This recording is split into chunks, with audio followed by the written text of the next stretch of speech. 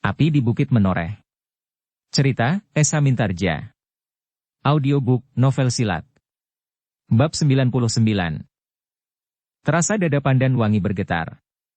Urahasta memang harus mendapat perhatian khusus daripadanya. Bukan saja karena ia adalah seorang pemimpin pengawal yang mendapat kepercayaan dari ayahnya untuk mengawal rumahnya seisinya, yang menurut tafsiran Urahasta termasuk dirinya, tetapi juga karena Urahasta mempunyai kepentingan pribadi. Karena itu, sejenak Pandan Wangi tidak dapat menyahut. Namun Samekta dapat melihat jelas di wajah gadis itu, bahwa ia tidak akan dapat dicegah lagi. Dan sejenak kemudian pengawal itu mendesaknya. "Bukankah kau berjanji, Pandan Wangi? Supaya aku tidak dianggap bersalah, kau sebaiknya kembali ke rumah." Tetapi Pandan Wangi menggeleng.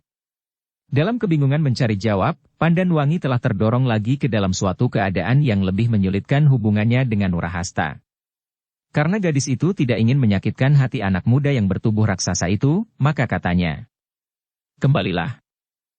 Kembalilah kepada Urahasta, dan katakan kepadanya, bahwa aku pun akan kembali. Jangan digelisahkan kepergianku. Sebab aku tidak mempunyai tempat lain untuk berteduh, selain rumah itu. Biarlah ia menungguku di sana, sampai saatnya aku kembali."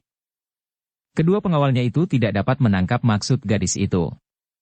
Karena itu salah seorang dari mereka berkata, "Tetapi kau harus kembali bersamaku."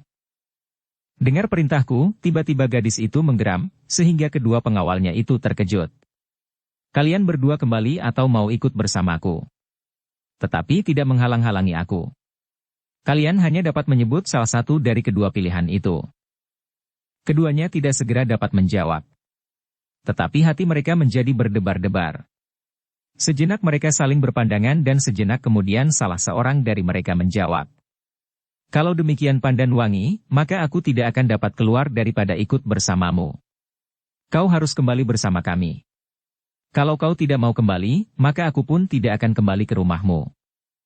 "Terserah kepadamu," sahut Pandan Wangi, lalu katanya kepada Samekta, "Kapan kau berangkat Paman? Apakah kau menunggu pertempuran itu selesai?" Pertanyaan itu mengejutkan hati Samekta. Namun dengan demikian terasa olehnya kekerasan hati Pandan Wangi. Maka jawabnya, tidak kalah kerasnya, "Kalau kau tidak datang kemari, Ger, aku pasti sudah berangkat. Seandainya kini kedua pasukan itu sudah bertemu, aku pasti sudah ikut di dalam pertempuran itu.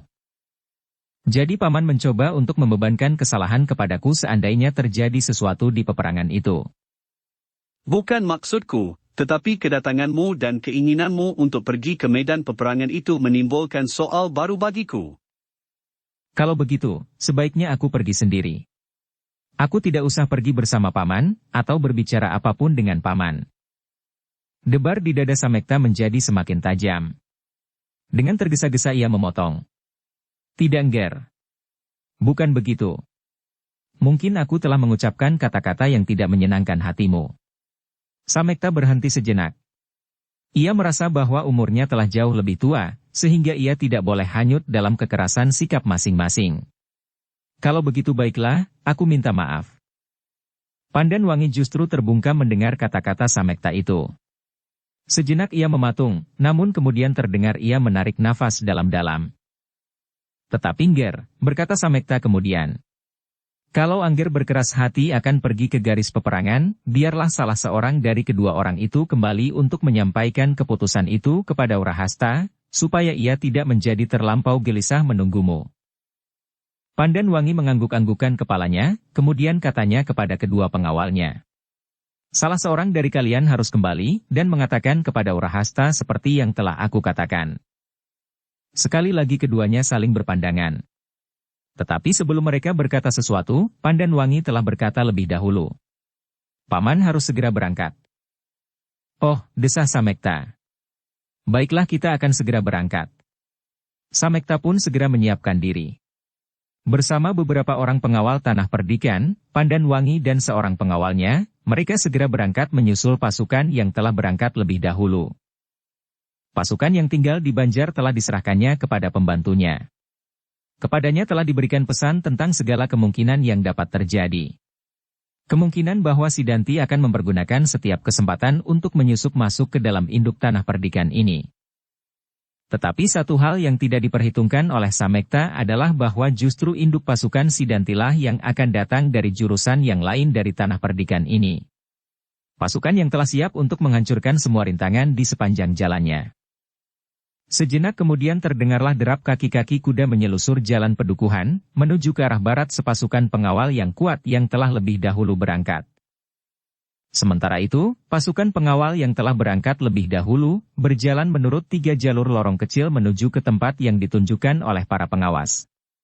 Mereka akan menghadapi lawan mereka dari ketiga arah itu. Seandainya mereka harus bertempur dalam gelar yang baik, maka untuk menyusun gelar dari keadaan itu tidaklah terlampau sulit.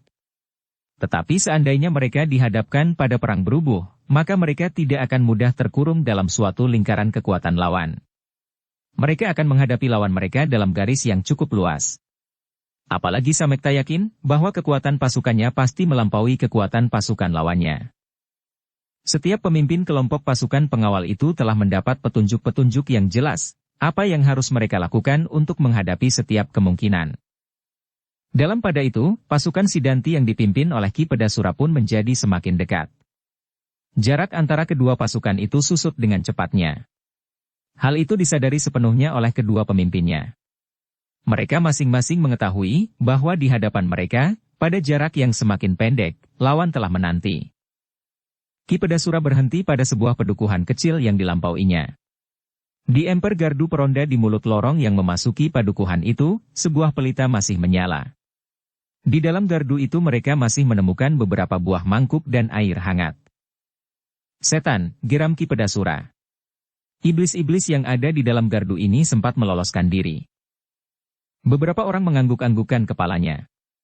Salah seorang dari mereka berkata, "Bukankah di padukuhan ini terdapat beberapa orang penghuni yang cukup mampu? Apa yang akan kau lakukan?" bertanya Pedasura. "Kami ingin melepaskan perasaan geram kami, karena kami telah kehilangan buruan kami." "Jangan sekarang," bentak Ki Pedasura. "Kalian akan mendapat waktu untuk mencari harta benda di dalam rumah-rumah yang mungkin menyimpannya. Tetapi jangan dengan demikian kalian menjadi lengah. Sebentar lagi pasukan Agapati pasti akan datang menerkammu, selagi kau sibuk dengan urusanmu itu." "Apakah kita menunggu leher kita terpotong menjadi 4? "Kenapa?" bertanya Pedasura. "Kalau kita menunggu pasukan Agapati, kita akan kehabisan waktu. Kita akan menjadi umpan dan mati berkubur di kaki bukit menoreh ini." "Lalu apakah kepentinganmu datang kemari?" bertanya Pedasura. Orang itu tidak menjawab. Tetapi tampak kerut-merut di keningnya menjadi semakin dalam. "Kita datang kemari untuk membantu Sidanti berperang melawan ayahnya. Kelak kita akan mendapat imbalan dari jerih payah kita, sesuai dengan keadaan kita masing-masing. Tetapi selebihnya, kita akan mendapatkan atas usaha kita sendiri. Kita akan dilepaskan di dalam kandang domba. Kita tinggal memilih menurut selera kita masing-masing. Tetapi kita harus dapat membawa diri, supaya kita tidak saling berbenturan. Itulah sebabnya, maka kita harus mengekang diri kita sendiri, dan berusaha berbuat seadil-adilnya di antara kita." Ki Pedasura berhenti sejenak, lalu dengan suara lantang ia berkata, "Tetapi tidak sekarang. Kita jangan sampai mati tanpa mengadakan perlawanan, karena kita lengah. Rumah-rumah itu, dan rumah-rumah yang lain tidak akan dapat lari dari tempatnya." Tidak seorang pun yang menjawab, meskipun di antara orang-orang sewaan itu ada yang tidak sependapat. Tetapi mereka mengenal, siapakah Ki Pedasura. Di dalam pasukan itu ia tidak berdiri sendiri. Sebagian besar anak buahnya ada bersamanya. Dan orang-orang itu mengenal pula, siapakah sebenarnya Ki Pedasura. Seorang yang ditakuti dan disegani oleh lingkungannya. Marilah kita tinggalkan padukuhan ini. Jangan dibangunkan orang-orang yang sedang tidur nyenyak, supaya mereka tidak menghindar malam ini. Nanti, setelah Sidanti memasuki induk tanah perdikannya, yang dengan demikian menghisap segala kekuatan perlawanan menoreh atas kita, maka kita akan mendapat kesempatan itu. Orang-orang sewaan di dalam pasukan itu masih saja berdiam diri. Meskipun wajah-wajah mereka menunjukkan kekecewaan, namun mereka tidak berani berbuat sesuatu. Mereka tidak berani menentang keputusan Ki Pedasura, karena di dalam pasukan itu terdapat sebagian besar dari anak buahnya. Kecuali anak buah Ki Pedasura, maka pasukan Sidanti yang ikut di dalamnya yang terdiri dari orang-orang menoreh, mereka tidak senang melihat sikap mereka. Namun jumlah mereka tidak terlampau banyak. Yang dapat mereka lakukan hanyalah berdiam diri, namun pada saatnya hal itu pasti akan mereka sampaikan kepada Sidanti dan Argajaya. Kini yang penting bagi mereka adalah menggilas kekuatan Argapati dan pengikut-pengikutnya. Pasukan itu pun kemudian bergerak maju menyusup padukuhan kecil itu, dan muncul kembali masuk ke dalam bulak yang tidak begitu panjang. Di hadapan mereka masih terdapat beberapa pedukuhan-pedukuhan kecil yang sepi. Kita harus berhati-hati, berkata Ki Pedasura. Siapa tahu bahwa di dalam padesan-padesan itu bersembunyi pasukan menoreh. Kita akan disergap dari dalam kegelapan, dan kita akan kehilangan kesempatan untuk melawan. Lalu, apakah kita akan menunggu di sini? Pedasura menggeleng. Tidak. Kita akan maju. Tetapi kita tidak akan masuk ke dalam padesan kecil itu lewat lorong ini. Kita akan melingkar melampaui sawah dan pategalan. Kita akan melihat dari sisi padesan itu, apakah di dalam padesan itu ditempatkan pasukan-pasukan menoreh atau tidak. Kalau tidak, kita tidak akan singgah. Tetapi kalau di sana bersembunyi orang-orang Argapati, kita pancing mereka keluar. Kita akan bertempur di tempat yang terbuka.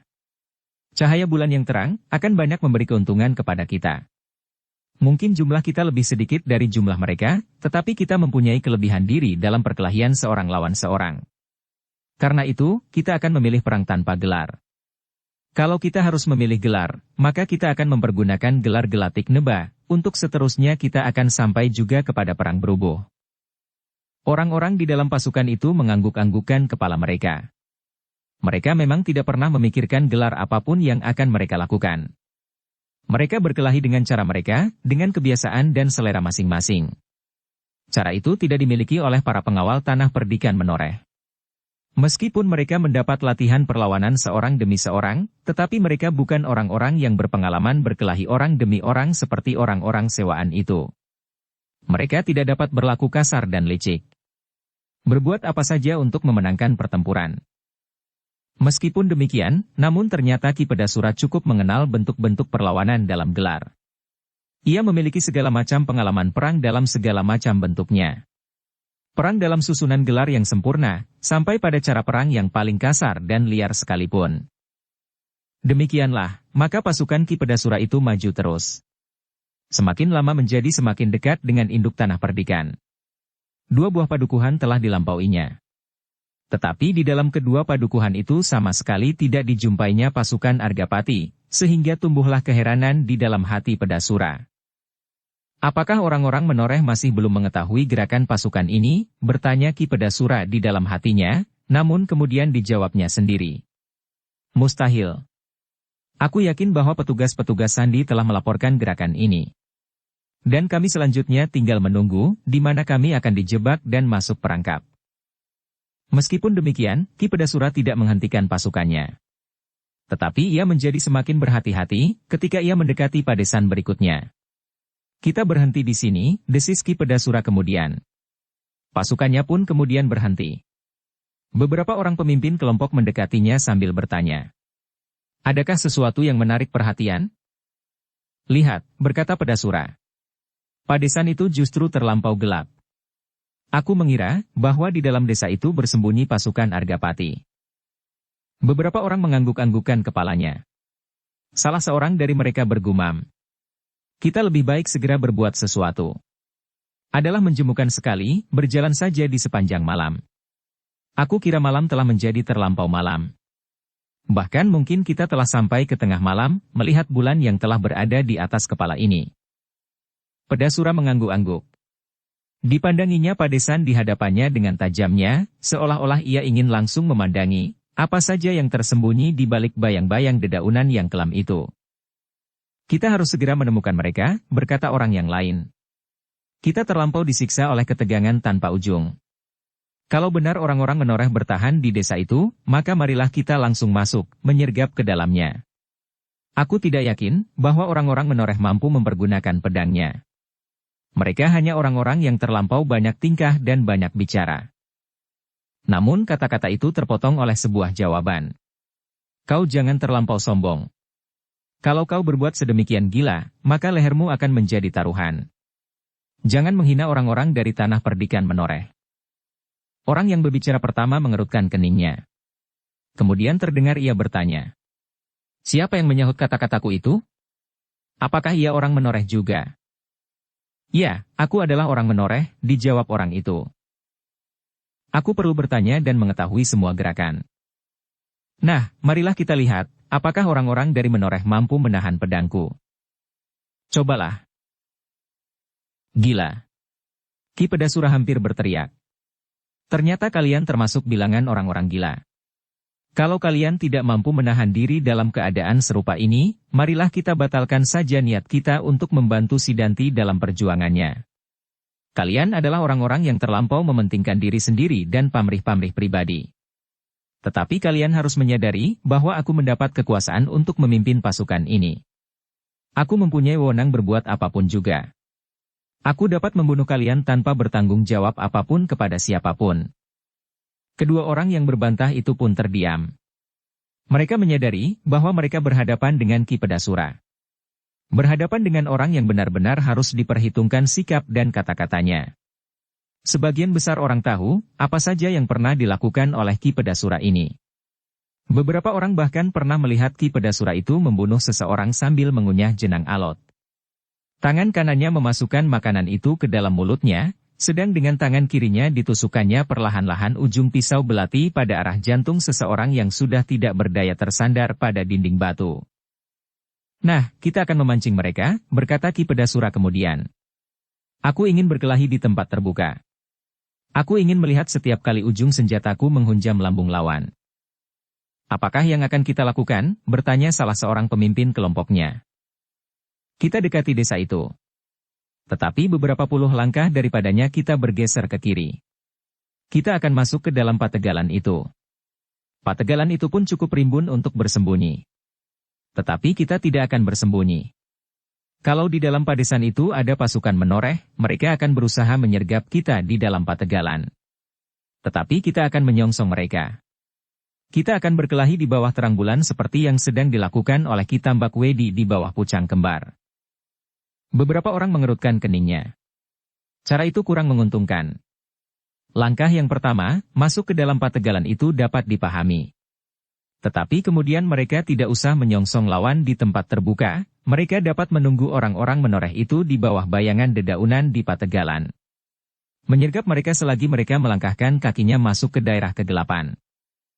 Tetapi orang lain bertanya, bagaimanakah seandainya mereka tidak memburu kita ke pategalan itu? Kita akan maju mendekat. Kita akan menyergap mereka dari lambung, namun kemudian menarik mereka keluar dari padesan. Itulah sebabnya, maka hanya ujung pasukan kita sajalah yang akan mulai menyentuhkan senjatanya di padesan itu, kemudian kita membiarkan mereka mendesak kita. Berkelahi di dalam padesan atau pategalan sama sekali tidak menarik. Apalagi jumlah kita mungkin kalah. Pepohonan dan gerumbul-gerumbul dapat memberi banyak perlindungan bagi mereka yang licik, yang tidak berani bertempur beradu dada. Beberapa orang yang lain mengangguk-anggukan kepalanya. Ternyata Ki Pedasura terlampau berbangga atas keperkasaannya. Ia tahu benar bahwa Ki Agapati telah terikat dalam perkelahian melawan Ki Tambak Wedi. Bahkan menurut perhitungan mereka, Ki Agapati tidak akan dapat lagi keluar dari daerah Pucang Kembar itu. Karena itu, maka di atas tanah perdikan menoreh, tidak akan ada lagi orang yang dapat melawannya. Maka pasukan Ki Pedasura itu pun merayap maju. Semakin lama menjadi semakin dekat dengan padukuhan kecil di hadapan mereka. Menurut perhitungan Ki Pedasura, disitulah pasukan menoreh akan bertahan. Mereka sudah pasti tidak akan bertahan di bibir padukuhan induk mereka. Sedang padukuhan di depan mereka itu adalah padukuhan terakhir sebelum mereka memasuki induk tanah perdikan menoreh. Sebuah padukuhan yang besar dan ramai. Ternyata perhitungan Ki Pedasura itu tidak sisip. Di dalam padukuhan itu bersembunyi pasukan menoreh. Bahkan Samekta dan Pandan Wangi pun telah sampai ke tempat itu pula. Mereka segera menghubungi para pemimpin kelompok dan memberikan beberapa petunjuk yang mereka perlukan. Belum lagi Samekta selesai, maka datanglah seorang pengawas kepadanya sambil berkata, "Di depan kita berjalan sepasukan orang-orang Sidanti seperti yang telah dilaporkan lebih dahulu." "Apakah mereka menuju kemari?" bertanya Samekta. "Ya, mereka menuju kemari." Samekta mengangguk-anggukan kepalanya. Dengan berjalan kaki ia pergi ke ujung lorong untuk melihat pasukan yang disebutkan oleh pengawas itu. desis Samekta. Pasukan itu agaknya ingin membunuh dirinya. Mereka langsung maju ke padukuhan ini dalam iring-iringan seperti orang mengantar mayat ke kuburan. Pandan Wangi yang melihat bayangan-bayangan remang-remang di bawah sinar bulan yang cerah, mengerutkan keningnya. Pasukan itu agaknya memang tidak bersiap sama sekali. Mereka berjalan seenaknya, seolah-olah tidak melihat bahaya yang menunggu di hadapan mereka. Pasukan itu tidak terlampau besar, gumam Samekta. Aku memang sudah menyangka bahwa pasukan Sidanti tidak terlampau besar. Tetapi jumlah yang datang itu benar-benar di luar dugaanku. Jumlah itu terlampau sedikit bagi pasukanku. Paman jangan terlalu menganggap diri terlampau kuat. Bukankah Paman sudah memperhitungkan pula bahwa mungkin Kakang Sidanti menyisakan pasukannya untuk tujuan khusus? Ya. Tetapi menghancurkan pasukan yang datang itu, apalagi apabila mereka memasuki padukuhan ini dengan cara itu, adalah pekerjaan yang terlampau ringan. Separuh dari pasukanku akan dapat menyelesaikannya sebelum fajar. Apalagi seluruh pasukan ini. Jangan memandang mereka terlampau rendah, Paman. Tidak, Nger. Aku tidak memandang mereka terlampau rendah. Tetapi aku mendasarkan pada perhitungan. Perhitungan yang telah dialasi dengan pengalaman yang bertahun-tahun. Paman Argajaya adalah orang yang cukup berpengalaman pula. Sedang Kakang Sidanti adalah bekas seorang prajurit yang baik. Samekta tidak menjawab. Tetapi dipandanginya bayangan di dalam cahaya bulan itu yang semakin lama menjadi semakin jelas. Mereka berjalan beriringan. Samekta tersenyum melihat pasukan yang mendekat itu. Perlahan-lahan ia bergumam. Aku tidak menyangka bahwa pasukan Sidanti akan sedemikian lengah menghadapi lawan yang jauh lebih kuat. Pandan Wangi mengerutkan keningnya. Tetapi firasatnya terasa mengetuk hatinya bahwa sesuatu akan terjadi atas tanah perdikan ini. Justru kebodohan yang berlebih-lebihan dari pasukan Sidanti itu membuatnya bercuriga. Tiba-tiba dengan serta-merta ia berkata, Paman, apakah Paman sendiri tidak lengah menghadapi pasukan itu? Sampai saat ini Paman belum membuat perintah apa-apa.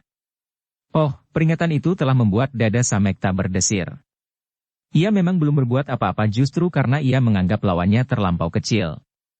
Maka sejenak kemudian ia berkata kepada setiap pemimpin kelompok pasukannya.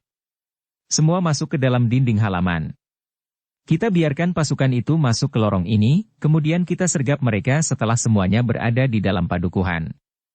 Aku akan memberikan aba-aba yang harus disambut oleh setiap pemimpin kelompok dan kemudian oleh setiap pengawal. Suara yang bersahut-sahutan akan membuat mereka semakin bingung. Setiap pemimpin kelompok tidak menunggu perintah itu diulangi. Segera mereka berloncatan ke pasukan masing-masing. Dan sebelum Pandan Wangi menyadari keadaan itu, semua pasukan telah hilang di balik dinding batu di sepanjang jalan padukuhan. Bahkan kuda Pandan Wangi pun sudah tidak tampak lagi di tempatnya. Pandan Wangi menarik nafas. Pasukan menoreh memang terlatih baik. Mereka dapat berbuat dengan cepat tanpa banyak menimbulkan keributan. Tetapi pasukan Kakang Sidanti yang terdiri dari orang-orang menoreh pun akan sebaik itu pula, gumam Pandan Wangi di dalam hatinya. Tetapi sebelum gadis itu sempat bertanya, maka dilihatnya pasukan yang sudah menjadi terlampau dekat di hadapan mereka itu berhenti. Mereka agaknya mulai menyusun diri, berkata Samekta kepada Pandan Wangi. Ternyata mereka tidak sebodoh yang kita sangka. Samekta tidak menjawab. Tetapi matanya seakan-akan hendak meloncat dari pelupuknya ketika ia melihat pasukan itu bergeser. Ternyata mereka tidak maju lagi, tetapi mereka berjalan memintasi pematang. Namun sejenak kemudian Samekta tersenyum. Biar saja mereka memilih lawan. Pandan Wangi tidak mengerti apakah yang dimaksud oleh Samekta. Tetapi ia tidak bertanya. Beberapa langkah ia maju meskipun ia masih tetap terlindung oleh bayangan dedaunan yang rimbun. Kemana mereka akan pergi, Paman? Mungkin mereka melihat tanda-tanda bahwa kita menunggu mereka di sini. Mungkin beberapa orang pengawas mereka berhasil mendekat tanpa setahu kita. Karena itu mereka merubah arah. Agaknya mereka akan berlindung untuk sementara di Pategalan itu sambil menyusun pasukan mereka menjadi pasukan yang agak pantas untuk maju ke medan perang. Pandan Wangi mengangguk-anggukkan kepalanya. Tetapi ia melihat kesan yang aneh di wajah Samekta. Apalagi ketika ia bergumam. Kita akan melihat apa yang akan terjadi di Pategalan itu. Sepercik pertanyaan menyala di wajah Pandan Wangi, meskipun tidak terucapkan, dan Samekta pun dapat menangkap pertanyaan itu. Katanya, "Marilah Ger, kita maju beberapa langkah lagi. Kita menunggu, apa yang akan terjadi kemudian. Paman tidak menyiapkan sesuatu untuk menyongsong perubahan tata gelar lawan?" "Tentu Ger. Aku akan berbuat sesuatu." Tiba-tiba terdengarlah suara suitan pendek dari mulut Samekta, tetapi kemudian berubah seperti suara derik angkup kering. Berturut-turut menusuk sepinya malam. Meskipun suara itu tidak terlampau keras, tetapi cukup dapat didengar oleh pemimpin-pemimpin kelompok pasukannya. Sekejap kemudian, para pemimpin kelompok itu telah berkumpul. Dan dengan singkat Samekta memberitahukan bahwa pasukan lawan telah menggeser arah dan pergi ke pategalan di sebelah. Oh, pemimpin pengawal yang tertua di antara mereka bertanya. "Lalu apakah yang harus kita lakukan?" "Kita bersiap. Kita akan segera menyusul mereka." "Bagaimana dengan sayap kiri dari pasukan ini?" "Pada saatnya kita panggil pemimpinnya dengan isyarat. Kemudian mereka harus bergeser dan menempati tempat ini. Kita akan pergi ke pategalan di sebelah." "Apakah sayap itu tidak akan ikut dalam pertempuran nanti?" "Kita melihat perkembangan. Kalau kita tidak segera dapat mengatasi lawan kita, maka sayap itu kita bawa masuk ke dalam peperangan." "Apakah kita tidak akan menyusun gelar?" "Kita lihat keadaan lawan. Tetapi bahwa mereka terperosok ke pategalan itu dalam keadaannya, maka rasa-rasanya kita tidak akan menyusun gelar. Kita akan terlibat dalam perang berubuh seperti yang sudah kita duga sebelumnya." "Lalu apakah yang akan kita lakukan dahulu?" "Bersiap bersama pasukan masing-masing. Aku akan memberikan perintah kepada kalian, apabila datang saatnya kalian harus pergi ke pategalan itu." Para pemimpin kelompok itu pun segera kembali ke dalam kelompok masing-masing. Tetapi sejenak kemudian, para pengawal sudah tidak lagi bersembunyi dan berlindung di balik pagar-pagar batu.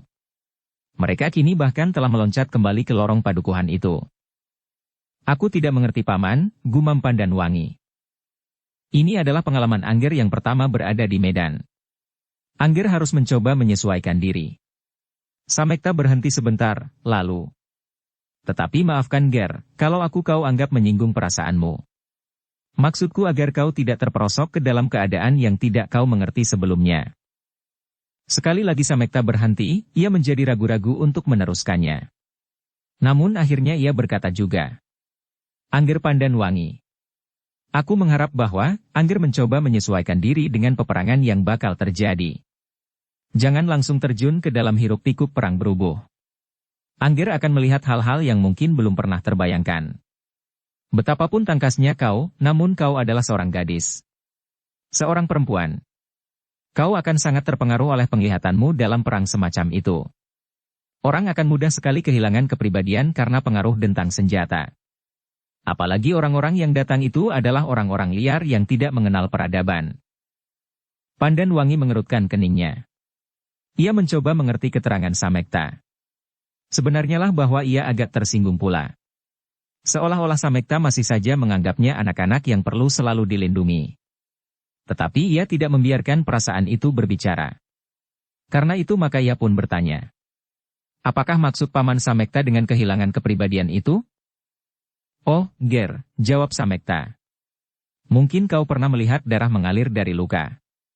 Mungkin kau bahkan pernah mengalami bertempur melawan 6 orang laki-laki liar serupa itu. Tetapi kau belum pernah berada dalam perang berubuh. Orang-orang yang terlibat di dalamnya akan kehilangan otaknya.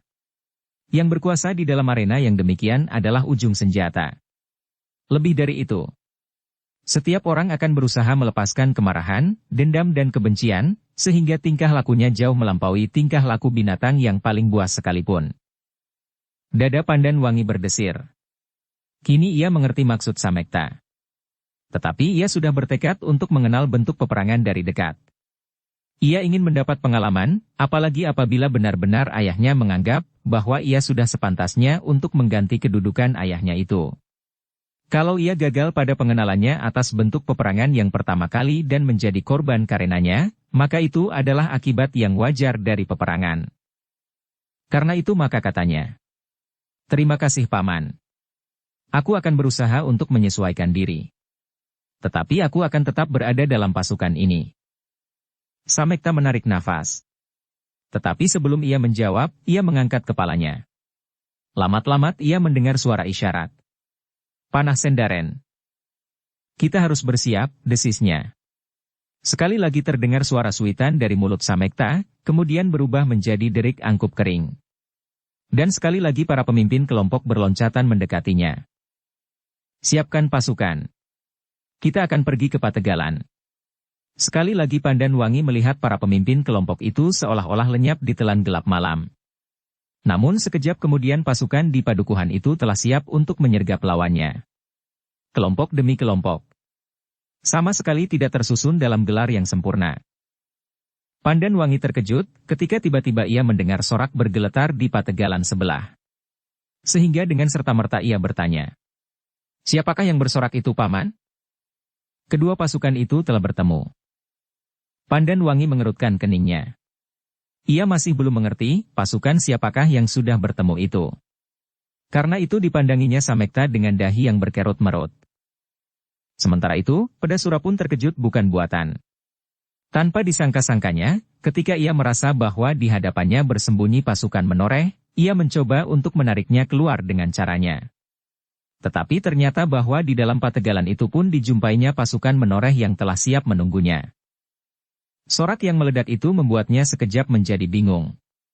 Tetapi pengalamannya segera menempatkannya ke dalam keadaan yang mantap.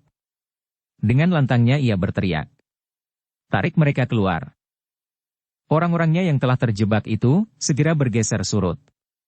Mereka berusaha untuk bertempur di luar Pategalan yang dibayangi oleh dedaunan dan pohon-pohon buah-buahan yang rimbun. Ternyata orang-orang Pedasura adalah orang-orang yang memang cukup liar, namun cukup mempunyai pengalaman di dalam keliarannya. Segera mereka berkelahi dengan buasnya, sambil bergeser setapak demi setapak. Mereka pun berteriak-teriak tidak menentu, jauh lebih keras dari suara orang-orang menoreh yang mengejutkan mereka untuk pertama kali. Perkelahian yang terjadi kemudian adalah perkelahian yang kisruh. Bukan sekedar perang berubuh, tetapi benar-benar campuh seperti debu dalam putaran angin pusaran. Di padesan sebelah Samekta telah menyiapkan pasukannya. Dengan isyarat pemimpin pasukan di sayap kiri telah datang kepadanya. Samekta segera memberinya beberapa pesan, dan memerintahkan pasukan di sayap kiri itu segera berada di tempat induk pasukan yang akan segera bergeser ke sayap kanan. Kalau keadaan memaksa, kalian akan mendapat isyarat untuk bertempur di sayap itu pula. Ya, jawab pemimpin sayap kiri itu. Kami akan selalu bersiap menghadapi setiap kemungkinan. Samekta mengangguk-anggukkan kepalanya. Kemudian berkata kepada setiap pemimpin kelompok. Kita berangkat. Kelompok demi kelompok. Kita akan menghadapi perang berubuh yang tidak beraturan sama sekali. Lalu kepada Pandan Wangi ia berkata. Pertimbangkan kata-kataku, Nger.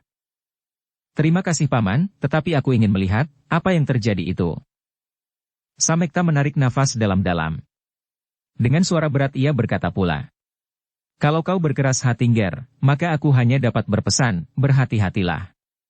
Berhati-hati sekali. Terima kasih, Paman. Samekta pun kemudian bersiap dengan segenap pasukannya. Pemimpin pasukan sayap kiri telah pergi mengambil pasukannya. Sejenak kemudian, maka iring-iringan pasukan itu telah berada di tengah-tengah bulak pendek, menyeberang ke padukuhan itu. Pasukan itu telah datang. Marilah kita berangkat, desis Samekta yang kemudian memberikan perintah kepada pemimpin-pemimpin kelompoknya untuk segera melibatkan diri ke dalam perang yang ribut itu. Sejenak kemudian maka mengalirlah pasukan Samekta itu, keluar dari padukuhan tempat mereka berlindung. Di antara mereka terdapat Pandan Wangi yang berdebar-debar, tetapi ia sama sekali tidak ragu-ragu. Ia memang sudah bertekad bulat untuk pergi berperang. Namun di sepanjang jalan ia masih mencoba mengerti, apakah yang sedang terjadi. Ternyata bahwa pasukan Samekta itu dibagi menjadi 3 kelompok besar. Paman Samekta tidak pernah mengatakannya dengan pasti, desisnya. Yang kini bertempur itu adalah sayap kanan pasukan Paman Samekta. Tetapi angan-angan Pandan Wangi itu segera terputus, ketika ia melihat seseorang berlari-lari menyongsong pasukan yang sedang bergerak itu. Siapakah orang itu, Paman? Samekta menggeleng. Aku tidak tahu. Aku kira seorang penghubung. Ternyata dugaan Samekta itu benar. Orang itu adalah seorang penghubung. Belum lagi orang itu berkata sesuatu, Samekta telah lebih dahulu bertanya. Kenapa kalian bertempur di luar Pategalan? Pasukan lawan memancing kami keluar. Untuk bertempur di sayap itu pula. Dan kalian mengejar mereka keluar seperti yang mereka kehendaki. Mereka mendesak kami keluar. Hei! Samekta mengerutkan keningnya. Mereka terlalu kuat buat sayap kanan.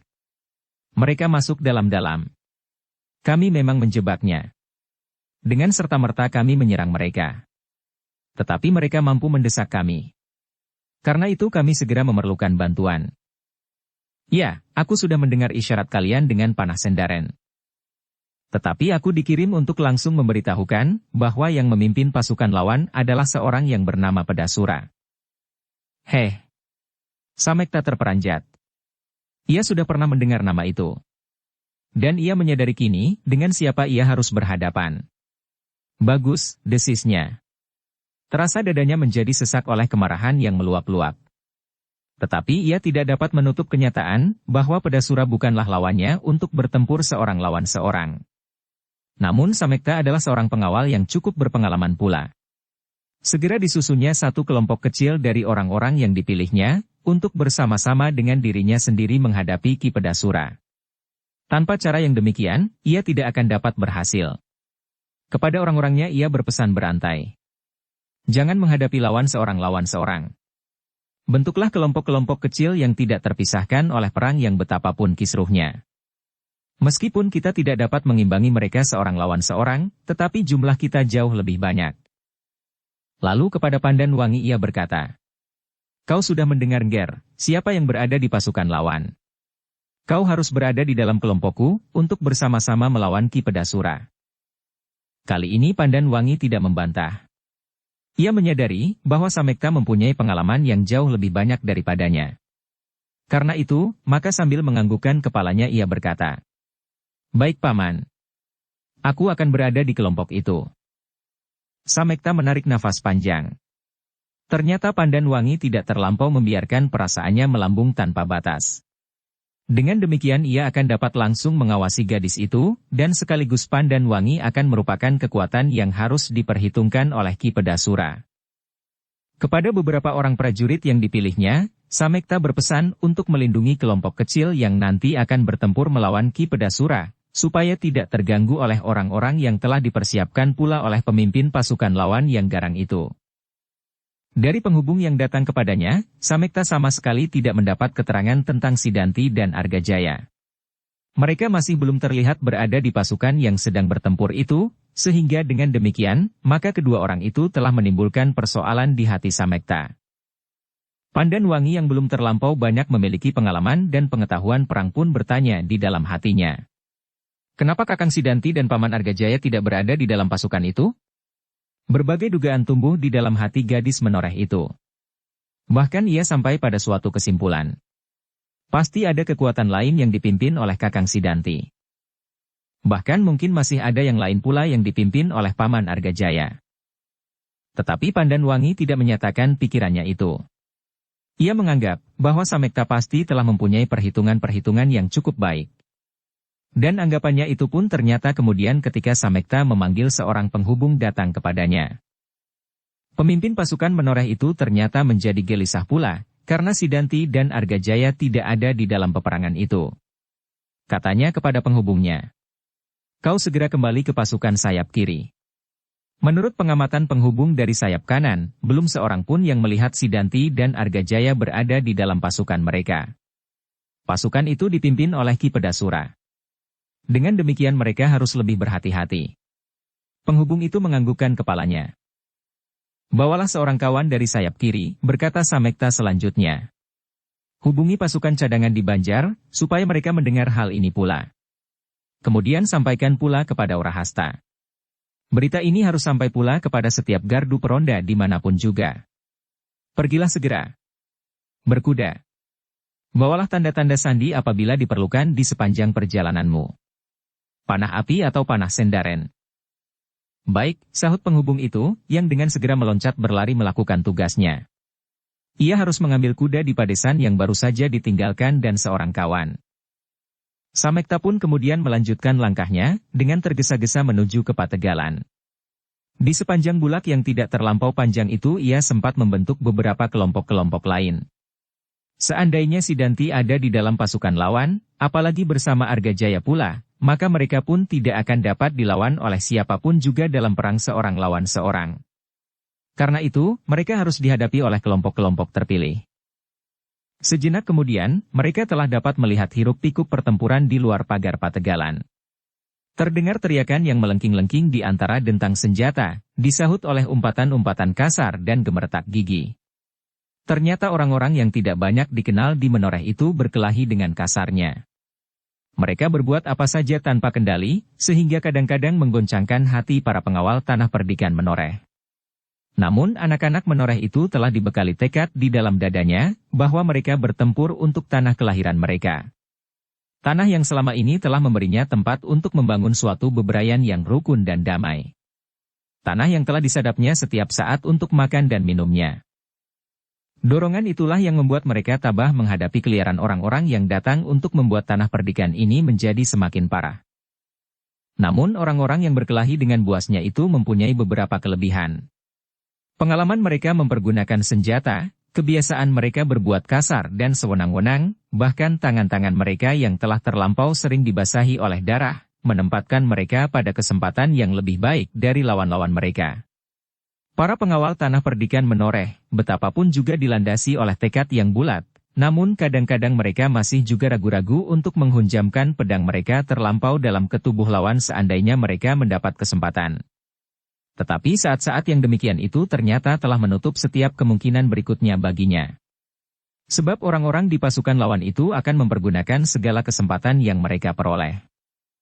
Tepat pada saatnya, Samekta dan pasukannya berhasil menolong keadaan. Kelompok demi kelompok pasukan pengawal Menoreh dari induk pasukan itu melanda perkelahian yang sedang berlangsung, seperti arus banjir yang melanda tanggul.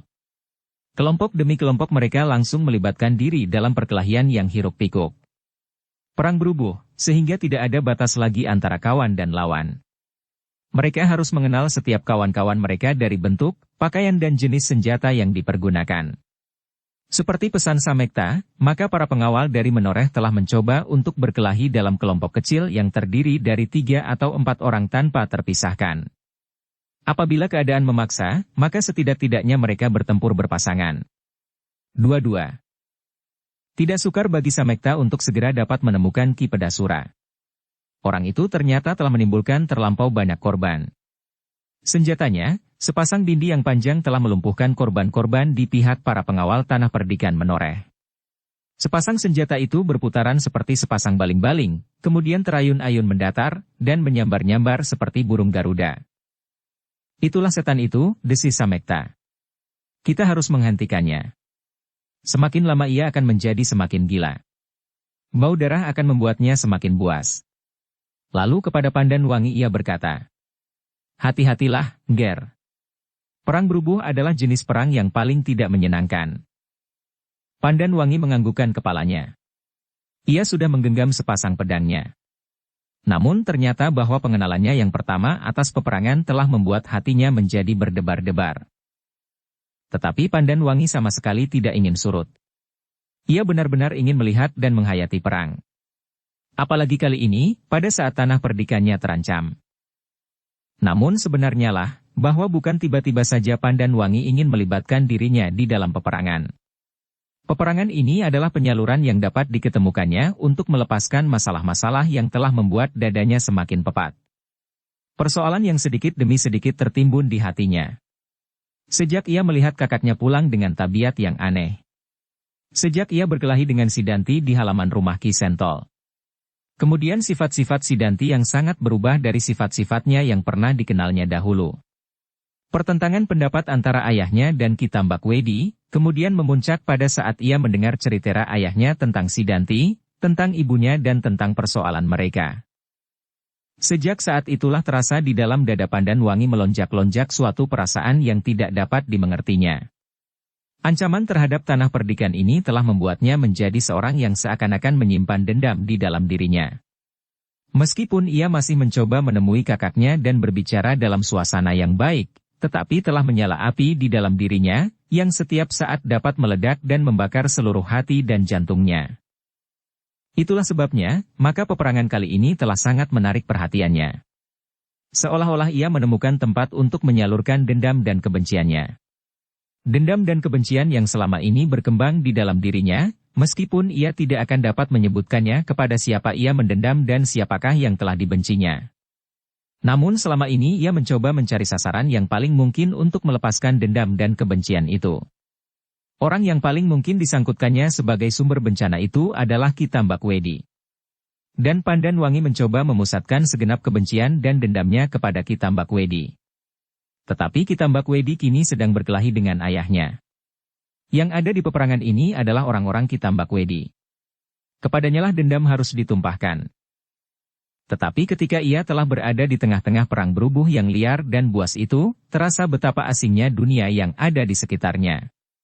Ia sama sekali tidak membayangkan sebelumnya, bahwa di dalam peperangan jiwa seseorang benar-benar tidak berharga. Ia mendengar orang yang berteriak-teriak dengan umpatan-umpatan kasar, kemudian pekik orang kesakitan. Yang lain mengerang dan yang lain lagi mengadu di sela-sela terkaman-terkaman senjata yang saling berbenturan. Ia melihat dunia yang jauh berlawanan dengan dunianya sendiri. Ia setiap kali melihat seorang ibu mendukung bayinya. Setiap nyamuk yang menggigit bayi itu selalu diusirnya. Setiap goresan kuku-kukunya sendiri yang memerah pada kulitnya, selalu dilumurinya dengan minyak. Apabila bayi itu merasa badannya kurang sehat dan menangis, merengek-rengek, betapa ibunya menjadi bingung malam sampai sehat kembali. Tetapi di peperangan ini, ia melihat jiwa yang sama sekali tidak dihargai lagi. Dada yang sobek oleh luka ujung senjata. Darah merah yang mengalir membasahi tanah. Tangan yang patah dan lengan yang lemah terkulai tidak berdaya lagi. Dua dunia yang jauh berlawanan, desisnya di dalam hati. Di dunia yang satu, setiap gangguan pada sesamanya, selalu mendapat pertolongan sejauh-jauh dapat dilakukan. Betapa orang berusaha menyelamatkan setiap jiwa yang terancam oleh sakit maupun kecelakaan. Betapa orang berusaha menyambung jalan atas kemungkinan, umur yang dijamah oleh maut. Tetapi di dunia yang sekarang diinjaknya, maka setiap orang berusaha melenyapkan jiwa sesama. Bunuh-membunuh dengan penuh nafsu dan kebanggaan. Semakin banyak jiwa yang dijemput oleh maut, maka semakin riuhlah sorak-sorai orang-orang yang masih dapat bertahan dari dekapan kematian. Dan orang-orang yang masih hidup itu justru berusaha dengan sepenuh kemampuannya, memperbanyak kematian-kematian berikutnya. Tetapi ia sudah berada di dunia itu. Pandan Wangi tersadar dari angan-angannya, ketika ia melihat Samekta sudah mulai memutar pedangnya. Beberapa orang di sekitarnya pun telah siap untuk bertempur. Sebuah kelompok kecil berhadapan dengan seorang yang telah mendengungkan namanya dengan nada yang hitam di dalam hiruk-pikuk perang berubuh. Kaukah pemimpin orang-orang menoreh itu, terdengar suara Ki Pedasura yang parau datar. Ya, sahut Samekta pendek. Tetapi pedangnya langsung menyerang lambung lawannya. Bertubi-tubi dan sekejap kemudian setiap pedang di dalam kelompok itu pun segera bergetar dan menyambar. Hanya sepasang pedang Pandan Wangi sajalah yang masih bersilang di depan dadanya. Kenapa kau bawa perempuan itu kemari? Getar suara Pedasura. Ternyata pertanyaan itu telah menggetarkan dada Pandan Wangi. Sejenak kemudian terungkaplah kembali segala macam kebenciannya terhadap orang-orang yang tidak dikenal itu. 6 orang pernah berusaha untuk menangkapnya dengan maksud yang paling keji yang dapat dilakukan oleh manusia. Kemudian dendam dan kebenciannya kepada Ki Tambakwedi yang telah merusak tanah perdikan, dan lebih-lebih lagi keluarganya. Ia telah memercikkan noda yang tidak terhapus pada nama ibunya. Tetapi ibunya sendiri telah membantu menggoreskan noda itu pula. Meskipun demikian, Pandan Wangi masih tetap ragu-ragu. Apakah benar ia telah digerakkan oleh dendam dan kebencian untuk memasuki dunia yang hitam kelam ini? Tidak, tiba-tiba Pandan Wangi menggeram di dalam hatinya. Bukan dendam dan kebencian. Seandainya hatiku hanya diwarnai oleh dendam dan kebencian, aku dapat mengambil jalan lain. Aku akan melepaskan dendam itu dengan cara yang lain. Tetapi aku kini dibebani oleh tanggung jawabku atas tanah perdikan ini. Kecintaanku atas tanah ini, atas keluargaku dan atas rakyat menoreh telah memaksa aku untuk masuk ke dalam daerah yang kelam ini. Pandan Wangi terkejut ketika seorang pengawal telah mendorongnya ke samping. Ketika ia menyadari keadaannya, maka hatinya terasa berdesir. Seluruh pengawal yang ada di tempat itu telah terlibat di dalam peperangan. Beberapa orang terpaksa berada di sekitarnya untuk mencoba melindunginya. Kini Pandan Wangi merasa bahwa dirinya tidak boleh tenggelam dalam angan-angannya saja di tengah-tengah peperangan yang kisruh itu. Dengan demikian ia benar-benar menjadi beban orang lain yang harus mengawasi dan melindunginya. Apalagi ketika ia melihat betapa Pedasura sudah sampai pada puncak kemampuannya. Terdengar gadis itu menggeram. Ia berpaling ketika ia mendengar seseorang terpekik di sampingnya. Matanya menjadi terbelalak ketika ia melihat pengawal yang mendorongnya dari ujung senjata lawan itu memegangi lambungnya yang terluka. Darah yang menitik dari luka itu seolah-olah titik-titik minyak yang menyiram dadanya yang membara. Kalau semula ia menjadi ngeri melihat darah dan luka, serta melihat kekasaran dan keliaran lawannya, maka kini tiba-tiba ia merasa wajib, bahwa ia harus menghentikan semuanya. Peristiwa-peristiwa yang membuat dadanya berdebar-debar telah mendorongnya untuk segera berbuat sesuatu. Pandan Wangi itu menggeretakkan giginya. Selangkah ia maju mendekat Pedasura kini sedang bertempur melawan beberapa orang yang mengelilingnya. Beberapa orang pengawal terpilih. Namun meskipun demikian, para pengawal itu seolah-olah tidak dapat berbuat terlampau banyak. Mereka hanya dapat menyerang berganti-ganti dari jurusan yang berbeda-beda. Terus-menerus untuk berusaha agar Pedasura tidak dapat berbuat terlampau banyak. Tetapi Pedasura bukan kanak-kanak. Segera ia memekik tinggi sambil memutar kedua senjatanya. Seperti prahara ia maju langsung menyerang orang yang memegang pimpinan pada pasukan pengawal Tanah Perdikan Menoreh. Samekta terkejut melihat serangan yang langsung melibatnya itu. Seakan-akan ia tidak mendapat kesempatan untuk menghindar. Orang-orang lain di dalam kelompok itu pun serasa telah kehilangan kesempatan untuk mengimbangi gerak yang terlampau cepat. Pedasura seolah-olah sudah tidak menghiraukan orang-orang lain kecuali Samekta. Beberapa orang masih mencoba menahannya dan menyerangnya dari arah yang lain. Tetapi gerak Pedasura dalam kesempatan ini ternyata terlampau cepat.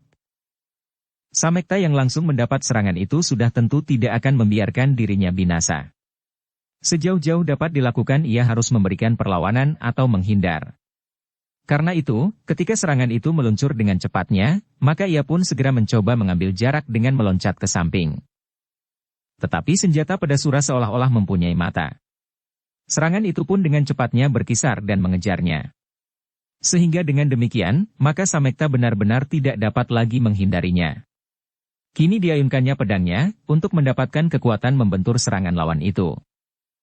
Sejenak kemudian, terjadilah sebuah benturan yang dahsyat. Senjata di tangan kiri Ki Pedasura yang diayunkannya ke pundak lawannya ternyata tertahan oleh pedang Samekta. Meskipun Ki Pedasura tidak menumpahkan kekuatannya pada tangan kirinya, namun kekuatan ayunan senjatanya itu telah membuat tangan Samekta menjadi pedih.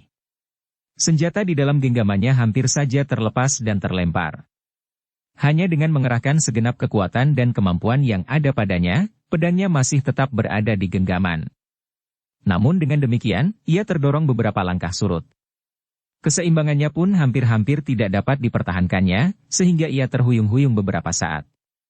Tetapi begitu ia berhasil tegak berdiri di atas kedua kakinya, dadanya berdesir dengan dahsyatnya. Sebuah bayangan meluncur ke arahnya dengan kecepatan yang luar biasa. Dua buah senjata di kedua tangannya terayun-ayun mengarah ke tubuhnya. Dalam sekejap, Samekta segera dapat mengenal, orang itu adalah Pedasura yang kali ini benar-benar tidak mau melepaskannya. Ki Pedasura agaknya telah mengabaikan beberapa orang di sekitarnya, dan memusatkan serangan-serangannya kepada pemimpin pasukan pengawal Menoreh. Agaknya orang itu mempunyai perhitungan tersendiri. Ia menyadari bahwa kekuatan lawannya agak lebih besar dari kekuatan pasukannya. Jumlahnya pun berselisih agak besar, sehingga Ki Pedasura harus mendapat cara yang secepat-cepatnya, mempengaruhi tenaga perlawanan pasukan pengawal Menoreh. Kalau ia dapat membunuh Samekta, maka keberanian dan tekad para pengawal itu pasti segera akan surut. Karena itulah, maka serangannya kali ini benar telah diwarnai oleh bayangan maut yang hampir mencengkamnya. Sejenak Samekta menjadi bingung. Tetapi naluri keprajuritannya telah menggerakkan tangannya untuk menangkis serangan itu.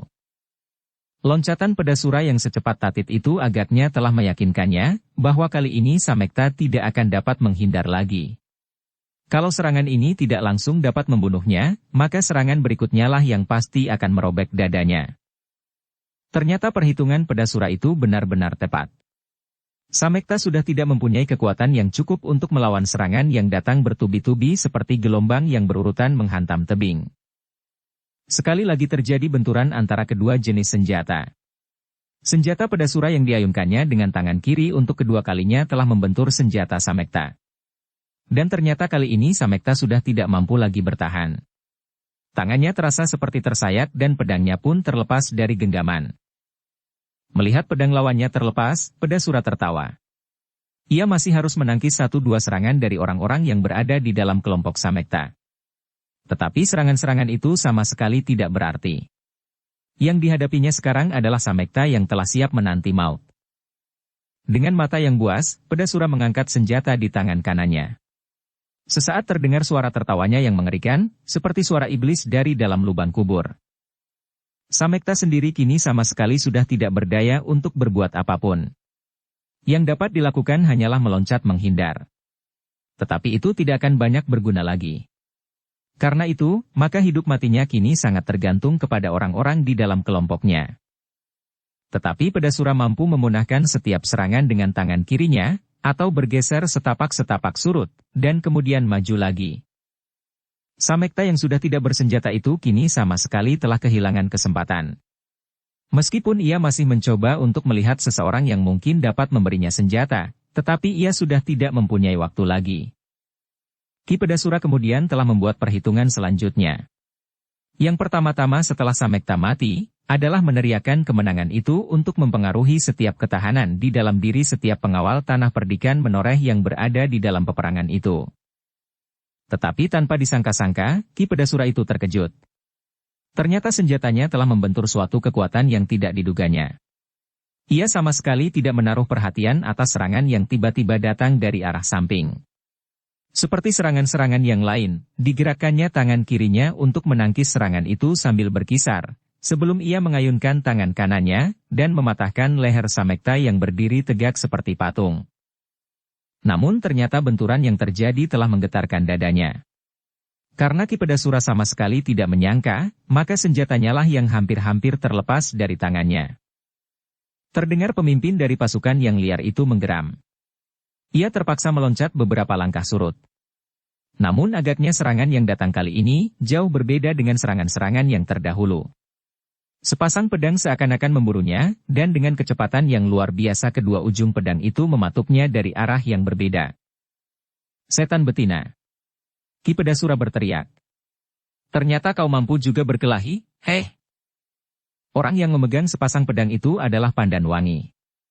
Pada saat terakhir, ia menggeretakkan giginya dan langsung meloncat menyerang Ki Pedasura, ketika Samekta benar-benar telah terancam bahaya maut.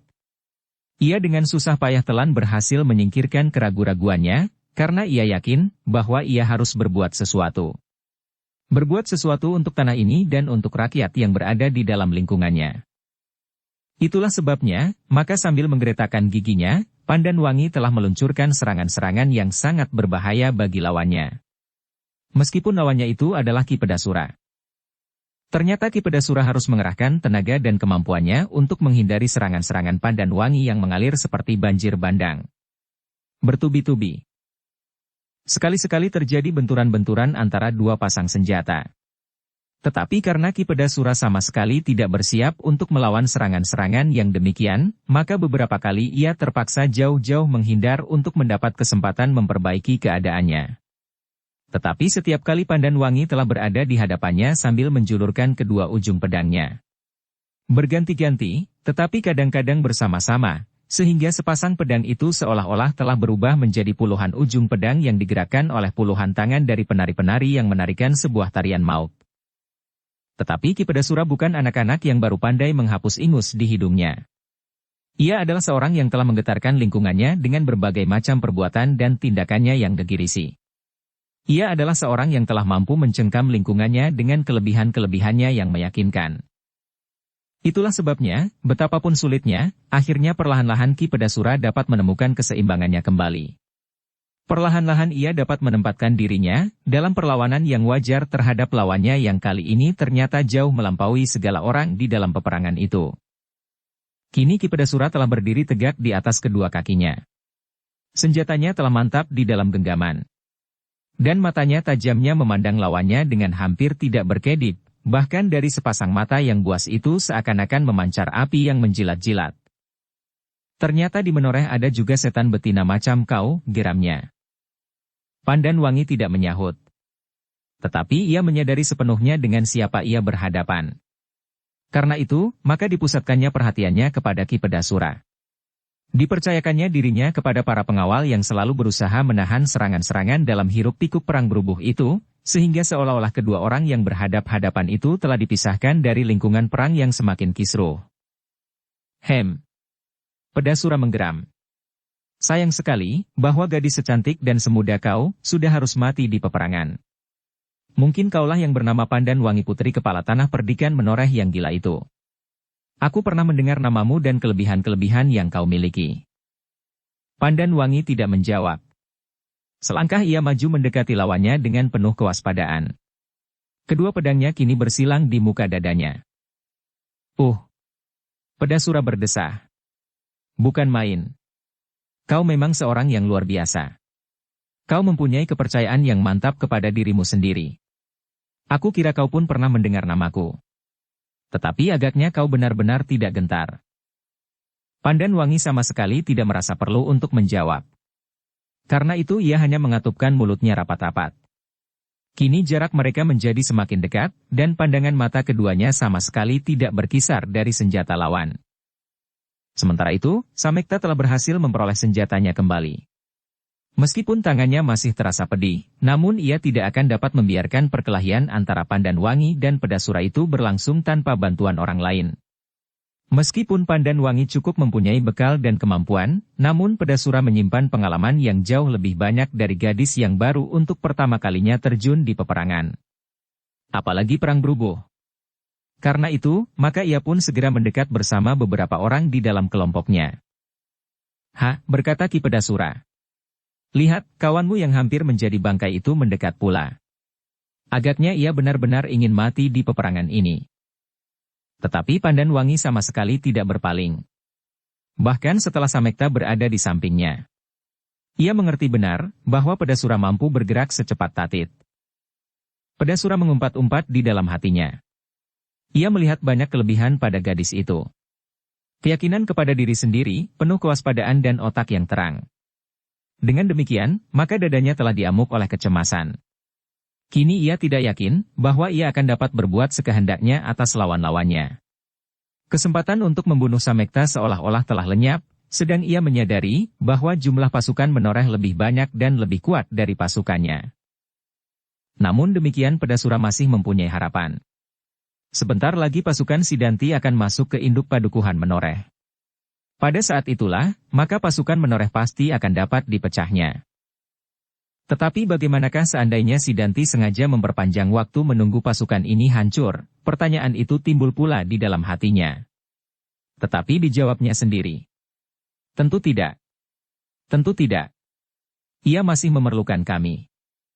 Dan Ki Pedasura tidak dapat berangan-angan berkepanjangan. Pandan Wangi melangkah semakin dekat dan pedangnya yang bersilang kini mulai bergetar. Betina ini benar-benar seperti iblis, desis Ki Pedasura di dalam hati. Dan ternyata bahwa sekejap kemudian Pandan Wangi telah meloncat ke samping, menggerakkan pedangnya dan langsung menyerang dengan sengitnya. Bukan saja Ki Pedasura yang menggeram, tetapi Samekta pun menggeram pula oleh keheranan yang menyesak di dadanya. Ia sama sekali tidak menyangka, bahwa Pandan Wangi yang luruh itu dapat berubah menjadi demikian garangnya. Samekta pun tidak mau melewatkan setiap kesempatan. Selagi ia mendapat kesempatan, maka ia pun mendekat pula dan menyerang bersama-sama dengan beberapa orang di dalam kelompok kecil itu. Baru kini Ki Pedasura merasa, bahwa ia sebenarnya lagi berperang. Dengan lincahnya ia berloncatan sambil menggerakkan sepasang senjatanya. Tetapi kini dengan penuh kewaspadaan dan sepenuh kemampuannya. Ia tidak lagi dapat bermain-main. Dengan demikian, maka perkelahian itu pun menjadi semakin lama semakin seru. Tidak hanya di dalam lingkaran yang memutari Ki Pedasura, tetapi di seluruh daerah perang berubuh itu. Satu-satu korban jatuh di tanah, dan darah pun mengalir dan luka, memerahi tanah dan batu-batu padas. Erang kesakitan, dan pekik yang mengerikan membelah hiruk pikuk dentang senjata. Pada saat yang demikian itulah, 2 ekor kuda berlari berderap memecah kesepian malam di dalam padukuhan. Mereka singgah dari gardu ke gardu memberitahukan bahwa Sidanti masih belum dijumpai di peperangan. Akhirnya orang itu sampai pula di rumah kepala tanah perdikan menoreh yang ditunggui oleh sepasukan kecil di bawah pimpinan Wurahasta. Wurahasta menggeram. Bagaimana dengan pasukan cadangan di Banjar? Pasukan itu telah aku beritahukan pula. Mereka mengumpulkan kuda sebanyak-banyaknya dapat mereka peroleh, supaya sebagian dari mereka dapat bergerak cepat kemanapun juga. Bagus. Dan apakah kau telah memberitahukan semua penjaga dan semua peronda? Hampir seluruhnya. Berita ini akan berkembang dengan secara beranting, bagi gardu-gardu di padukuhan-padukuhan yang agak jauh. Wurahasta mengangguk-anggukan kepalanya. Tetapi ia menjadi berdebar-debar. Kepergian Pandan Wangi ke medan peperangan telah membuat hatinya gelisah. Dan berita yang didengarnya itu pun telah menambah kegelisahan dan kecemasannya. Sekarang, kalian akan pergi kemana lagi? Aku akan meneruskan perjalanan ke gardu-gardu di sebelah timur. Syukurlah kalau berita beranting itu telah sampai, kalau belum maka mereka harus segera mendengarnya pula. Wurahasta mengangguk-anggukan kepalanya. Katanya, hati-hatilah. Musuh dapat berada di segala tempat. Sesaat kemudian derap kaki 2 ekor kuda itu kembali memecah kesenyapan malam. Menyelusur jalan padukuhan, singgah di gardu-gardu di mulut lorong dan di sudut-sudut desa. Namun dengan serta-merta, kedua penunggang kuda itu menarik kekang kudanya ketika ia bertemu dengan seorang penunggang kuda yang datang dari arah yang berlawanan. Kuda itu berpacu seperti angin. Dalam kilatan cahaya bulan keduanya melihat bahwa orang itu membawa senjata terhunus di tangannya. Penghubung yang pasti membawa berita terlampau penting. Ya, ternyata senjatanya telah berada di dalam genggaman. Kini keduanya menjadi semakin berhati-hati. Namun semakin dekat, mereka segera mengenal bahwa penunggang kuda itu pun seorang pengawal dari Menoreh. Penunggang kuda yang seorang itu, yang membawa senjata terhunus, telah melihat kedua orang yang berkuda pula di hadapannya. Karena itu maka segera diperlambatlah derap kudanya. Belum lagi mereka berpapasan, orang itu telah berkata keras-keras. Pasukan yang besar datang dari arah timur. Kedua orang yang menunggunya terkejut. Pasukan siapa? Setan, hampir bersamaan keduanya menggeram. Langsung dipimpin oleh Sidanti dan Argajaya. Pasukan cadangan telah siap. Tidak cukup. Pasukan itu terlampau kuat. Lalu maksudmu? Semua yang ada harus dikerahkan. Sebagian harus ditarik dari peperangan di medan sebelah barat. Keduanya mengerutkan keningnya. Kini penghubung yang bersenjata itu telah berhenti pula. Katanya, kembalilah. Salah seorang dari kalian pergi kepada Kisamekta. Yang seorang kepada Wurahasta dan aku akan pergi ke Banjar, mengambil pasukan cadangan yang dapat segera digerakkan. Mereka tidak terlampau banyak berbincang. Keadaan akan segera memuncak. Karena itu, maka ketiganya segera memacu kuda mereka berderap ke jurusan masing-masing. Mereka merasa betapa berat tugas pasukan pengawal kali ini, menghadapi kawan-kawan sendiri dan orang-orang liar yang tidak mereka kenal yang terjun di dalam perselisihan di antara keluarga.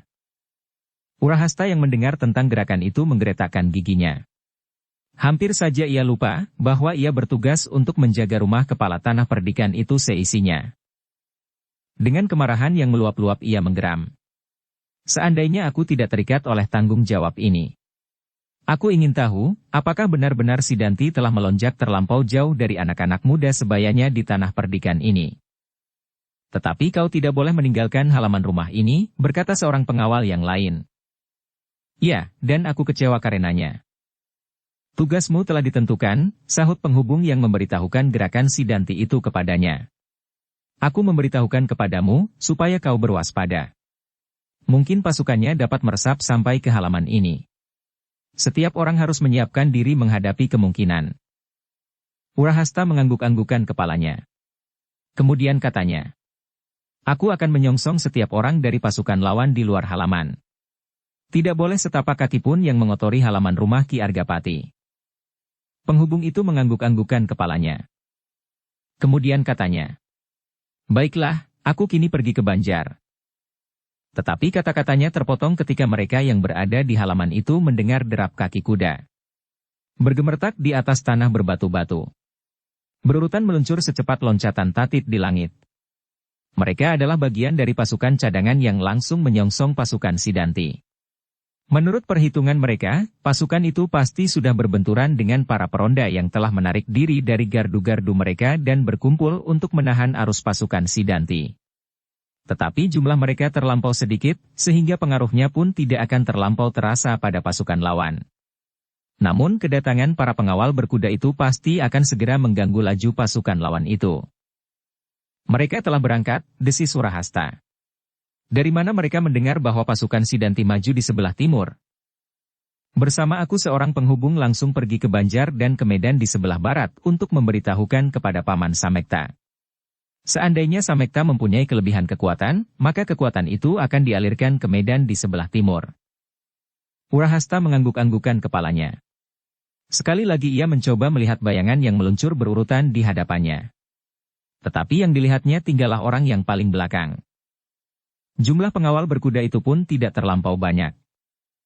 Tetapi cukup untuk menahan pasukan Sidanti sampai pasukan cadangan yang lain datang. Pasukan cadangan itu pun tidak begitu banyak. Penghubung itu tidak menyahut. Menurut pendengarannya, pasukan Sidanti yang datang dari timur itu cukup kuat, sehingga untuk menahannya diperlukan pasukan yang kuat pula. Bersambung ke bab 100.